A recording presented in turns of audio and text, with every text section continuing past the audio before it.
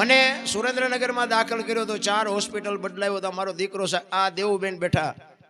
મારી બેન અહીંયા કંકુબેન ને બે મારી ખબર કાઢવા આવ્યા હતા તેથી આ બે બહેનો રોતી હતી. કહેવાનો મારો અર્થ મારું બૈરું અમદાવાદ હોસ્પિટલમાં દાખલ હતું એ સિવાય મારો દીકરો ઘોડા ઉપરથી પડી ગયો તો કોઈ ડોક્ટર હાથમાં નહોતો પકડતો રાજકોટ અમે લઈ ગયા હતા. એ સિવાયના મારા શાળાની દીકરી બાપુ શું વાત કરું ભલામણા તમને મને એમ થાય કે આમાં ઉતરતું જ નથી કાંઈ. મારા શાળાની દીકરી ઓફ થઈ ગઈ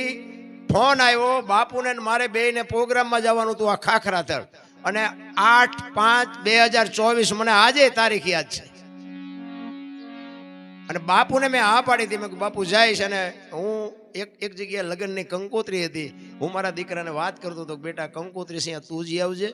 અને મેં બાપુનો ફોન હતો ને એટલે મેં હું બાપુ અરે ભજનમાં જાઉં છું. મેં આમ મોબાઈલ ચાર્જિંગમાંથી કાઢ્યો ને તો મોબાઈલ તરત મારા શાળાનો ફોન આવ્યો એટલે મને કે શું કરો છો મેં ઘરે છું તો મને કે મારી બેબી એક્સપાયર થઈ ગઈ લગ્ન કરી લે એટલે મને આરો ધ્રાસકો પડ્યો. મેં કીધું ભગવાન કેવી કસોટી કરે છે હવે બાપુ અરે જાવું કે અહીંયા જાવું મારે લેવાનું તો અહીંયા કાંઈ નહોતું પણ કદાચ કોકને એવું થાય કે હારું પૈસાના મમતમાં ગયો હશે આ તો જગત છે.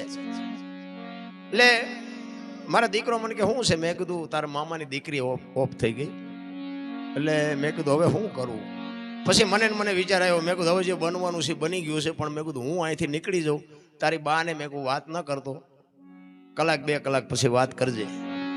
એમ કહીને હું નીકળી ગયો. અહીં આવ્યો મેં વાતે નથી કરી બાપુને એટલે હું રસ્તામાં વિચાર કરતો આવતો હતો મેં કીધું આ હારે બીજું તો ઠીક છે જે બનવાનું હોય બને પણ મારા બૈરાને ખબર પડશે તો એને એમ થાય ને કે આ મારા ભાઈની દીકરી છે જો એમના ભાઈની દીકરી હોય તો જાય ખરા આટલું તો એના હૃદયમાં વાગે ને. કોઈ પણ ને તમારો ને મારો જે પ્રેમ છે જે તમારો ને મારો ભાવ છે એ માણસને રોવરાવે એના મનમાં મેં કોઈ એવું થાય ખબર પડશે કે એમના ભાઈની દીકરી હોય તો આ જાય ખરા. એટલે હું એવો વિચાર કરતો આવ્યો અમે રાતે પ્રોગ્રામમાં ગયા અહીંયાથી આવ્યા હું તો અહીંથી સવારમાં હું ઘરે ગયો હું ઘરે પહોંચ્યો મારા ઘરને કીધું કે મારા ભાઈની બેબી જીવે છે. આ મારા પોતાના અનુભવની વાત કરું છું. સત્ય સમજાય હકાય એવી વાત નથી પણ આ ઝેર પીવાની તૈયારી હોય ને એ મેળવી શકે. પછી ભલે 2 દિવસ રહીને ગુજરી ગઈ